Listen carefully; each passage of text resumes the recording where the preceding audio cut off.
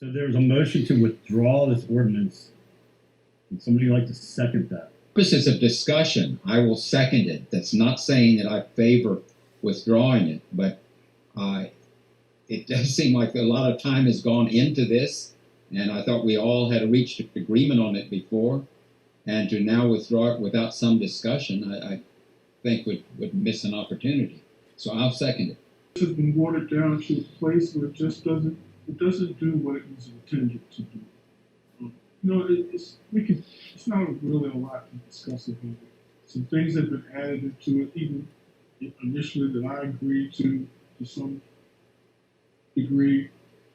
After really taking a second look at it, thinking about the true heart and nature of what this was supposed to do, it just didn't sit right with me anymore to be able to want to push this or pursue it.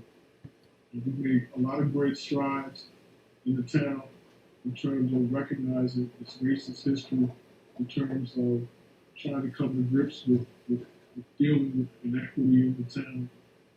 As this draft of the Human Rights Commission continued to come forward, and then it to morph into a document that really had no teeth and no substance. And after looking at it a really long time, I felt like it needs to be pulled off the table. That's pretty much all I have to say about it. I mean, there's not a lot of discussion. Everybody understands where we are with this.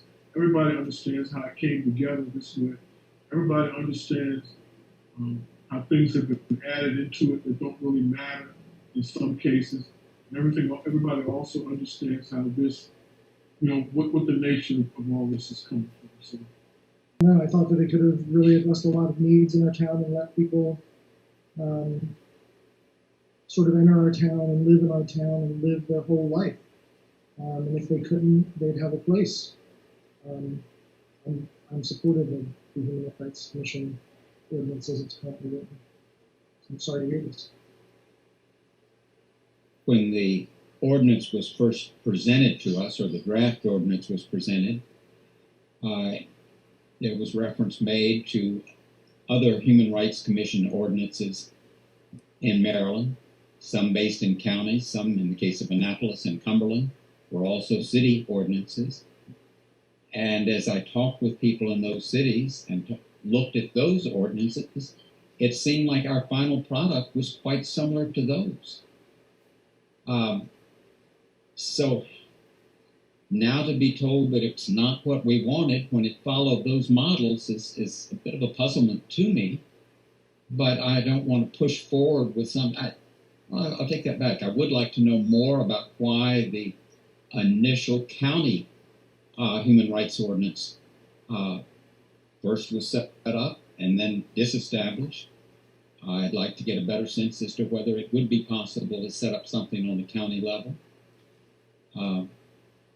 But if the primary promoter of this doesn't feel it meets the real needs, then I'm not going to push forward for one in the town. But I am disappointed and sorry that it didn't appear to meet the needs that you hoped for. I do think that we can work through this and figure out something. I just think we need to have a more open dialogue about it. I had concerns about our ability to do this and do it well, because handling complaints or claims of discrimination is a pretty serious job. And if, God forbid, the good-meaning people of our commission were to mishandle a claim or inappropriately pursue a claim that was invalid, to my eye, it puts the town in some legal jeopardy that other people raised during the public hearing. The thing is that I feel like our citizens do have recourse. If we're talking about racial discrimination, we do have Bishop Tillman and a local chapter of the NAACP, and my understanding is that's one of the reasons that we have that. We have the ACLU, which has helped us with our ward redistricting. There's a Maryland Human Rights Commission. There's a Maryland Commission on Civil Rights. So I was more concerned, like we're duplicating services, and I'm not convinced the town on our sides we have the resources and the admin to really do this professionally for indefinitely. But I'm very surprised that this got pulled. I know that the vision got broadened because initially it seemed to really hone in on racial discrimination. But really what human rights commissions are, when you read other ordinances, it's human rights on a very general scale. It's discrimination against age, gender, sexual orientation, marital status, nation of origin. Maybe that's not what we wanted. Maybe it was intended to be more about African American citizens of Chestertown, and now it's too broad. I don't know, but I'm very surprised.